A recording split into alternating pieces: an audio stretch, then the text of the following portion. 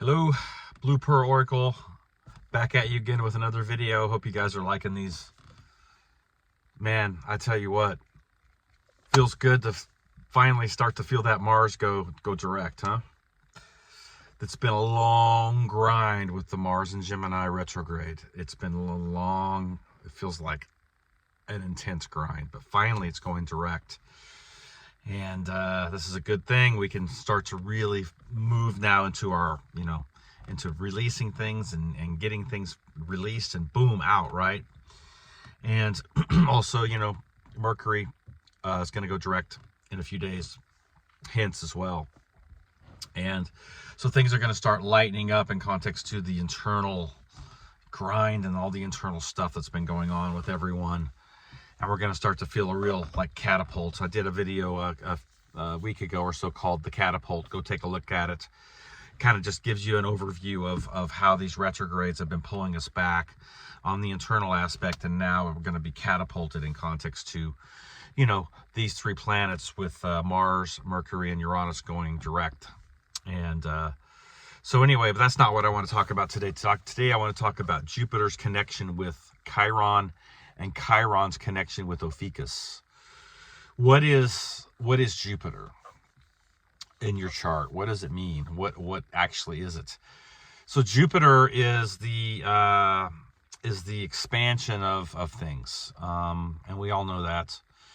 But it's also your luck, and it's also the place where you are wielding your fire magic or your fire aspect in context to your higher mind, your higher self, the galactic center.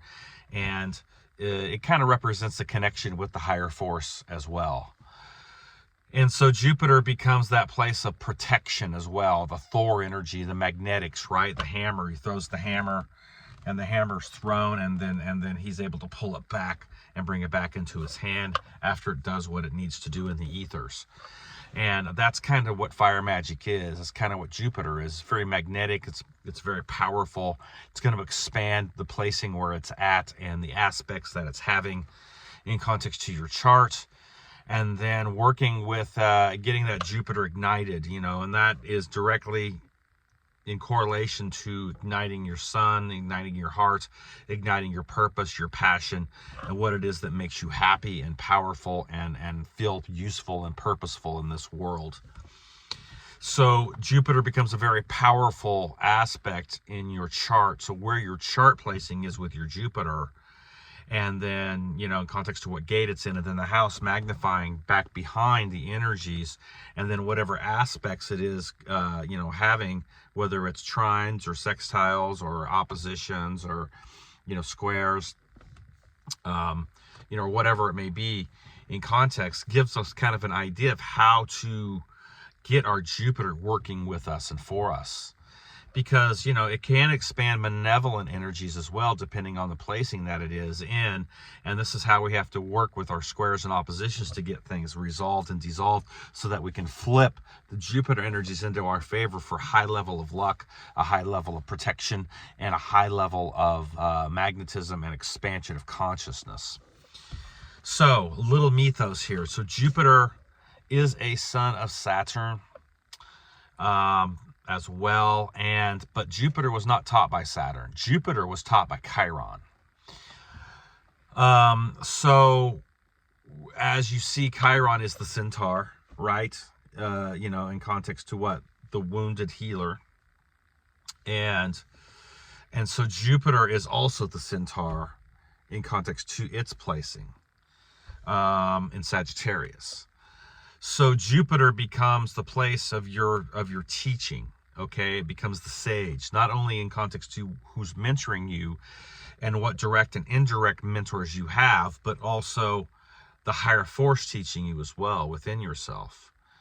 I was driving here this morning and the higher force spoke to me and says, talking about, my past, some of my past incarnations and, how things really rolled out and that, this lifetime has been a real karmic aspect in context to really resolving a lot of karmic issues from past incarnations, and how now at this point, you know, I pretty much have resolved most of everything that I came in to resolve, and now it's time to really focus on the higher force and allow that teaching ability to come forth as being taught, yet being taught, and as being taught. So as being taught by another, and then been teaching others. So it's, you know, so it's a full circle. And so then also speaking in context to a high level of protection that's around me.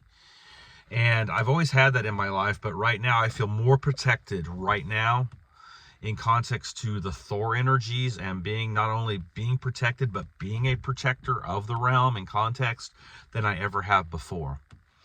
And, you know, Jupiter being taught by Chiron. What was Chiron? Chiron was a master of medicine, a master of healing, a master of mathematics, a master of all kinds of different arts of gnosis. And he taught the gods. The gods came to Chiron to learn. This is how powerful and how actual intellectually Chiron is. So it's pretty amazing, actually. And so the Chiron aspect, interesting enough, connects to the 13th zodiac of Ophiuchus. So what is Ophiuchus? Ophiuchus is the serpent or the dragon lines, or the serpent bearer. It's the 13th zodiac, and it falls within the Sagittarian time frame from, you know, like the 29th or 30th of November till the 17th or 18th of December. So it falls into the Sagittarian energy, which is very interesting, you know. And Ophiuchus is another name for it is Serpentarius. So, or in context to what I believe is the dragon energy, or the dragon line energy. And this is really hooked up to the Sagittarian energy with Jupiter, and then to Chiron in context to bridging the 12th dimensions in context to the 13th. And it's really interesting because when you start to really look at it, you know, it is patterned after the son of Apollo, which I think is, I think it's Ophiuchus, or I can't exactly remember the name, but I think it's Asclepius. And he was also a god of medicine and intellect and a teacher. And so you can see how the energies are connected between, when you're looking at it in context, between Ophiuchus and Chiron, and then to Jupiter on the solar spiral. Now, you know, in Keylontic science, Chiron used to be an actual huge planet, and now it's just kind of like a dwarf planet, or what they call an asteroid. But at one time, like Maldek, Chiron was an actual planetary body that had great magnetism and great power. And it still does, but see, this is how we have to understand our Jupiter now. We've got to look at our Jupiter placing to our Chiron placing. And those two, looking at both of those in context, you start to see how to ignite your Jupiter by healing your woundedness, okay? And then that gift that becomes online is what ignites the Jupiter aspect in context to your placing where Jupiter is. So the gift of Chiron and the healing of Chiron activates the Jupiter energy, which then connects to Ophiuchus in context to healing the serpent line, or the dragon line within you. Wow, let's say that again. So Ophiuchus and Jupiter are connected with Chiron. So Chiron's kind of the bridge point between the 13th gate, Ophiuchus, and Jupiter. So Chiron becomes like the point of, or the conduit, or the point where once we understand our Chiron and we can get things healed up to that aspect in context to what? Past incarnations, Saturnian energy, releasing karmic debt, you know, basically satisfying Saturn in context to what we've learned, what we've accomplished, you know, grinding it out, transforming to that 8th gate of Scorpio, and then learning how to work with the 10th through the 9th gate to the 10th gate of Saturn. And so Saturn becomes powerful because as it begins to, you begin to release that karmic debt and you start healing your Chiron, your gift in context to your fire magic comes online to Jupiter. And then Jupiter becomes that protection and that luck that runs within your reality field in context to what you're manifesting to the 10th gate, as Saturn begins to be fairly happy with the progress that you've made in context to releasing your ignorance and becoming actual understanding and understanding cosmic principle and cosmic law. And so that's how it works. And then Ophiuchus then becomes the healing or the actual, staff. If you want to talk about, take it to the staff aspect in context to accessing the halls of Amente, in context to your own codex and the internal information and knowledge, and then that knowledge applied to wisdom and context becomes within you. But your Chiron is the point of reference, because actually Chiron is the bridge point between the inner and outer planets, if you really want to look at it. So it is the bridge point between the conscious, subconscious, and unconscious mind fields. And and so when you start to really look at it, you start to realize that Chiron, once we can heal those wounds, it's going to release the gift, and then the gift is going to connect to Jupiter. And as it connects to Jupiter on the solar spiral, that's that connection to the 13th, to the dragon line, and all that dragon energy that's been working against you, context to your shadow dragon, your ego, your tyrannical, narcissistic aspects of your mind, starts to really be healed. It starts to come in, and then you start to mount the dragon in context to your purpose, your identity, so you can create the phoenix aspect in context to alchemy. So it's allowing the gold that's been hidden, the gold of consciousness that's been hidden by the shadow dragon within you, to as you overcome the shadow dragon and mount it, and then you have access to the gold of consciousness, or the gold itself. The Desolation of Smog gets into this a little bit if you want to look at some of the Lord of the Rings stuff. Where the dwarfs go back to reclaim their kingdom, right? And they go into the castle, and in the basement or underneath the castle is the dragon under the gold, and the gold is all there, but the dragon Smog is what? The desolation in context to our narcissistic tendencies and all the shadow aspects to the human race, and then to our own individual aspect, is guarded by the shadow dragon. So it's very fearful, and fear becomes the kingpin in context to what you have to face to mount that dragon. So once you can overcome the aspect of mounting the dragon through the healing of your Chiron and the releasing of your gift to Jupiter, then you can actually mount and bridge to the 13th of Ophiuchus, see, which is actually running to the Sagittarian energies in context to the galactic center of our heart core intelligence. And that's how this all works together.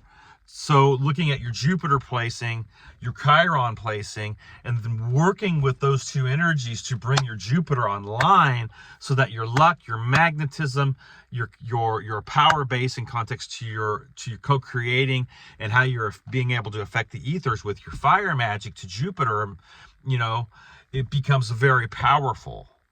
And this is how we create the magnetism within ourselves, and then have the impact on our own personal reality, and bringing and leveling things up, and having the Jupiter aspect be ignited in context to our luck, our protection, our expansion of consciousness, and then, synchronicities and all of this, and with our heart core intelligence igniting in context to our star core, and then bringing that aspect to mounting the dragon, so that the gold of consciousness then can be wielded out within us. And it creates high-level awareness, high-level understanding of who you are. And that unlocks a lot of things in context to past incarnations and your past and who you are, and how you're actually, you know, what your mission is, and what you're here to do, and what you're why you're actually here. So, you know, making those connections this morning was very powerful, because I started to see it, and it was like, oh shit, yes, that's how it works. And, you know, and looking at the dates of Ophiuchus, you know, November 29th through December 18th, you know, that runs right into that Sagittarian energy. You have the two centaurs in context to Chiron and Jupiter, and then you've got the god of medicine. I think it's Ophiuchus, the god of medicine, with his staff, with the snake running up, coiling on the staff, or the staff of Amente, you could call it, in context to how you're actually, you know, accessing the records, or the halls of Amente, or the records within yourself. And so that all opens up, and as long as we're overlaid and our shadow dragons continuing to hoard and protect the gold behind, you know, our tyrannical narcissistic bullshit and our shadow aspects, right? And not facing the mirror, not facing the fear, not facing things in context to your own internal reality and dialogue, you'll never access the gold. The dragon will always run you the fuck away. You'll always be scared of it. The shadow will always be chasing you. You know, it's like those horror movies, you know, the villain, or the evil dude is always chasing, you know, the guy or the girl through the forest, you know, and he's going really slow. They're trying to run fast. They fall down because of the fear, fight, flight, freeze, all that bullshit, you know, and then you know, in the movie, you know, the sound, boom, boom, boom, boom, all that shit, right? You know, in context, this is what's happening to us as a human race. We're being devoured by the shadow into the abyss. In context to the lockdown of consciousness, and not being able to access the gold, or the healing of the serpent, or the serpent of wisdom, or the dragon. See? And so once you're able to mount the dragon by overcoming the fear aspect with courage, and this is where Leo comes in, because this is where Leo has to find what?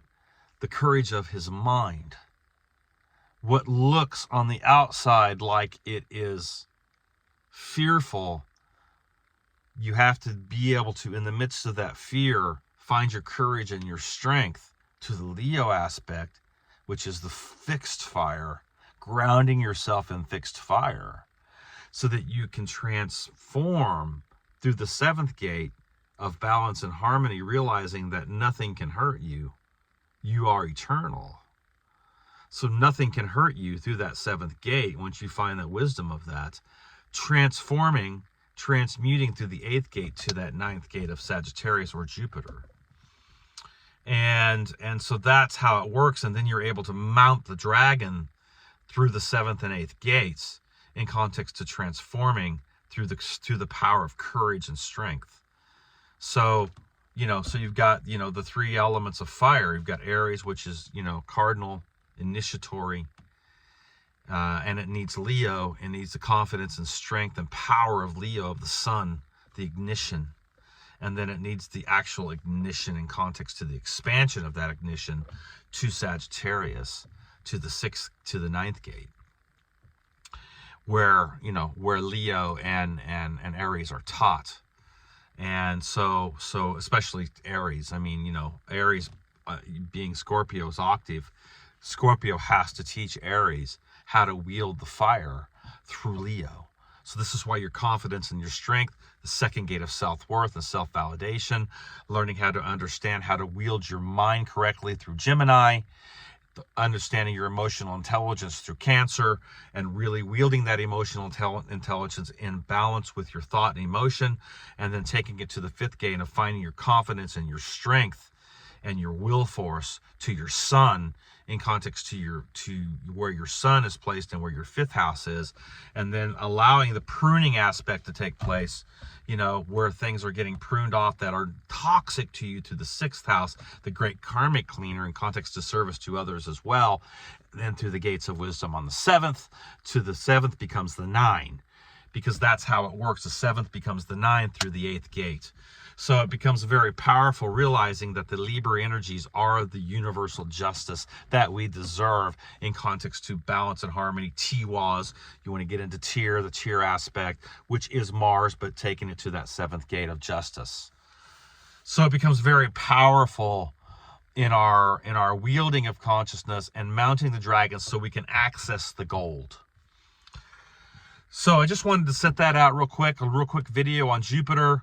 If you want to find out where your Jupiter's placing, where your Chiron is placing, how they work together, and how we can work through the Jupiter energies in context to how they're affecting you in aspects, hit me up. Very powerful reading. We can get into this. This is another reading I'm going to start offering. I haven't got it all fully yet done yet, but I definitely want to start to work with the Jupiter Chiron aspect with people. So let me know if you are interested. You can hit me up at heartcoreproductions9@gmail.com. You can hit me up on Facebook at Heartcore Productions. You can hit me up on Facebook at Rodney Goodwin on Messenger, or you can go to the website at heartcoreproductions.com. I still don't have my contact information quite up yet. I don't know what's going on with it. I've been trying to get it fixed, but the best way to get a hold of me, you can look at the page. I have a services page there as well, but you can definitely hit me up on Facebook at Heartcore Productions, or email me at heartcoreproductions9@gmail.com. So this is just a little tidbit on how these three energies work together. Much love to everyone. Have a powerful, powerful rest of your week and weekend, and we will be talking soon. Just remember, every choice that you make matters, because you matter, and make the choices to your higher aspect, your higher self, and understand that it's your courage and your strength of that Leo 5th gate that's going to take you to the expansion of your mutable fire energy to Jupiter, with luck, with passion, with your protection, with your expansion of consciousness. As you heal your Chiron, and release the gift to connect to the 13th of the Ophiuchus, and realize that, you know, it is the healing of the dragon that needs to happen within you. Okay, much love, everybody. Blue Pearl Oracle out.